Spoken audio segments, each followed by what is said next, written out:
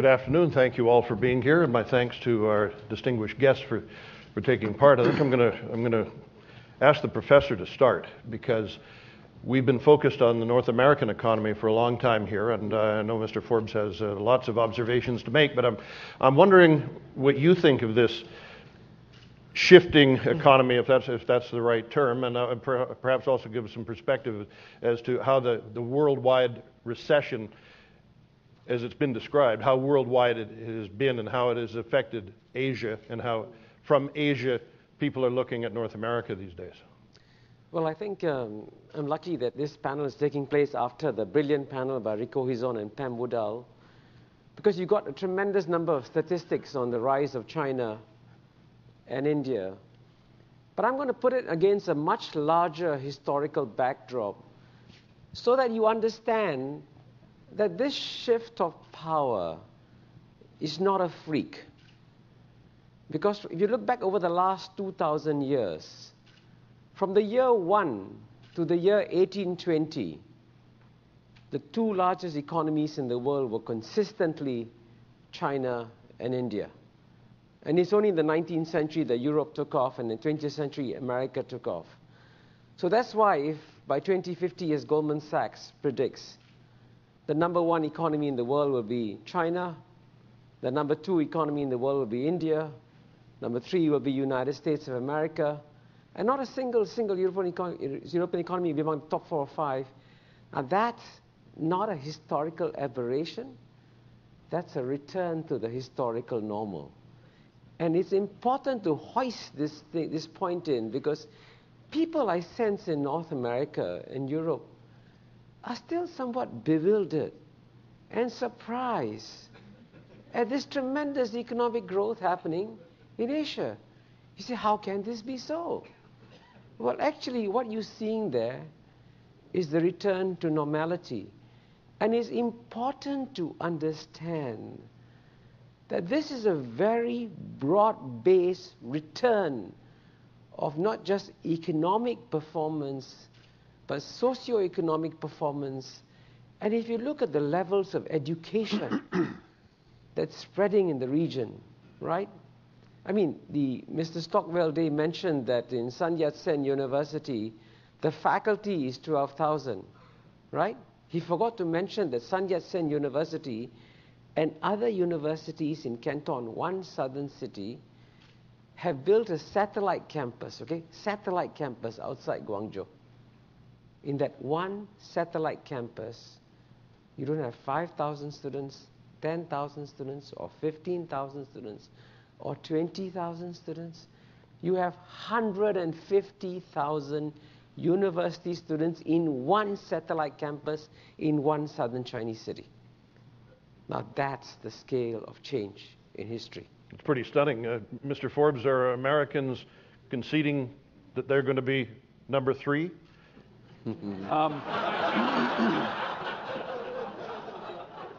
Well, in 2050, that would make me 103. I hope I live to see it. But I think we have to get over this idea of that economic growth is somehow a power zero-sum game, that somebody rises up, somebody has to go down.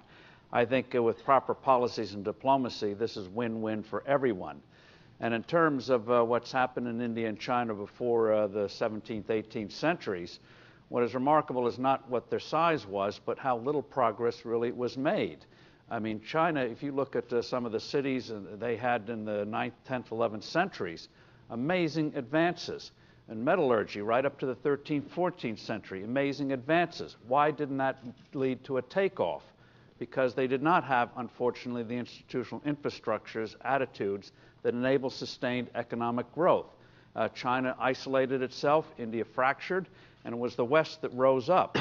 So in terms of moving forward, I think the key thing is to make sure we have the institutional policies and the structures in place that will enable this to continue.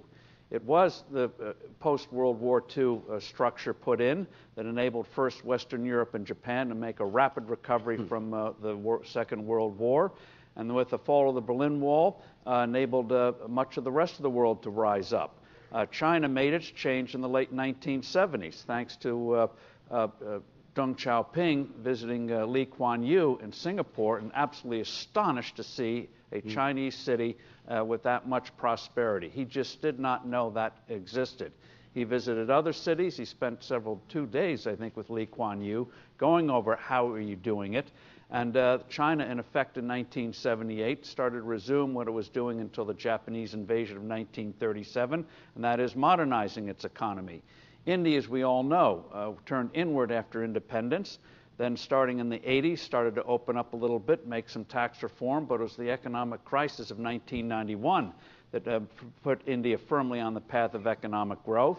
And even today, the Indian entrepreneurs will tell you they grow in spite of the government. The government's almost a barrier. They take pride in finding ways around the government, but the entrepreneurship is absolutely real. And one of the things that's helped India in terms of high technology, as we all know, is that the so-called Raj license regime was put in before high tech came along. So they escaped those shackles and were able to move rapidly forward. So those things are good. So looking at where the U.S. is today, the U.S. is in an abnormal position of subpar growth.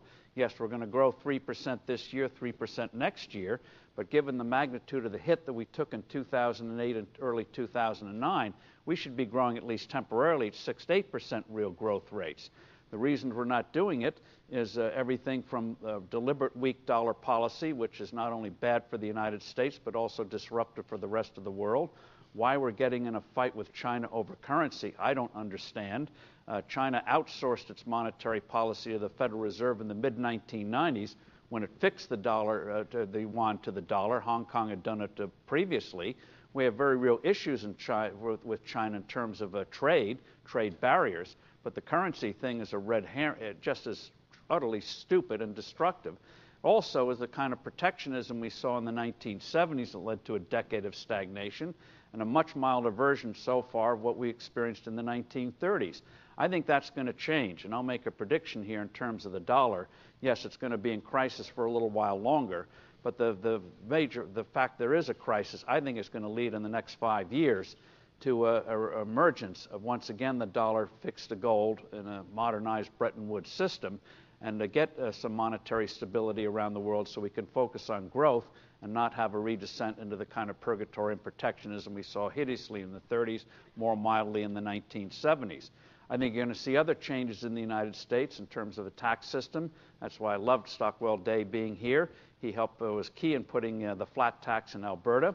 I hope the rest of Canada and the United States takes note. But I do believe that the U.S. will be putting massive tax simplification after 2012 in the U.S. There are also going to be other massive changes in healthcare and other areas. The U.S. will be back on track again, just as it did in the early 1980s. And that'll be good for the U.S., good for global trade, because if the U.S. stumbles, that is eventually going to affect the rest of the world in terms of being able to have the institutions of free trade and stability to continue the extraordinary growth that began globally in the late 70s, 1980s. Started Western Europe and Japan after World War II, went to Asia.